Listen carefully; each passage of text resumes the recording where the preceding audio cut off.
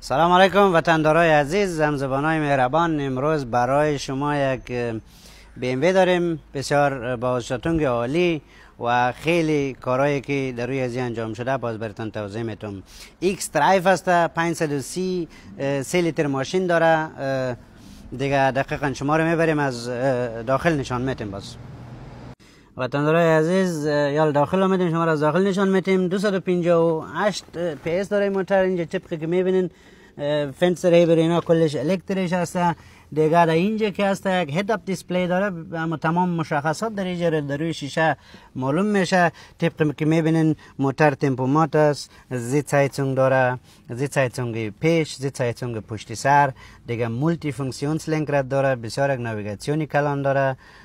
طبقی که میبینین اینجا اتوماتیک است، کلیما اتوماتیک است. دیگه طبقی که میبینین پانامیرا داخل داره، یعنی مشیب داخل. دیگه وطندارای عزیز طبقی که میبینین اینجا لینک رد هایتسونگ داره، یعنی فرمان خودش هایتسونگ داره.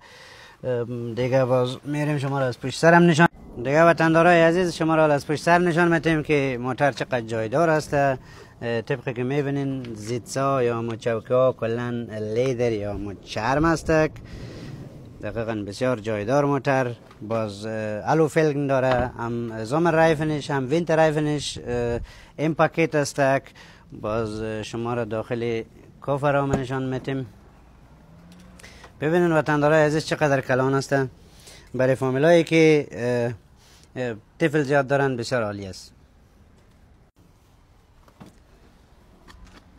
دقیقا باز کافر را میشم الکتریش باز بسته میشه. دقیقا شما را عزیز هم نشان میتیم. ببینید چقدر جایدار موتور، بسیار رنگ عالی و بسیار اوشاتونگی والا. باز دوباره یک دفعه دیگه دقیقا وطندارای عزیز کورون لیشت هم داره. وقتی که در کورو مثلا فرمان طرف چپ راست میکنین باز چراغایش چالان میشه. دیگه وطندارای عزیز روی از این موتور تقریبا 5000 یورو خرج شده و از بس که چیزای زیاد برای انجام داده شده من نتونستم کلش از بر کنم. باز از روی موبایل براتون میخونم که چی چیزای انجام شده.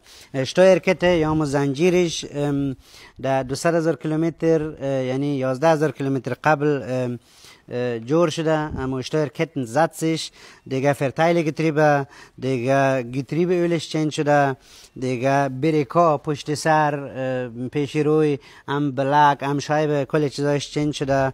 بعد سرویس شده، کل سرویس هایش هم از اولو از کل سرویس هایش. دقیقا وطندارا دیگه گلوک هرچن ازی چنج شده. دیگه توفش هم نو است و کیلومتر فعلی موتور 211,000 کیلومتر است.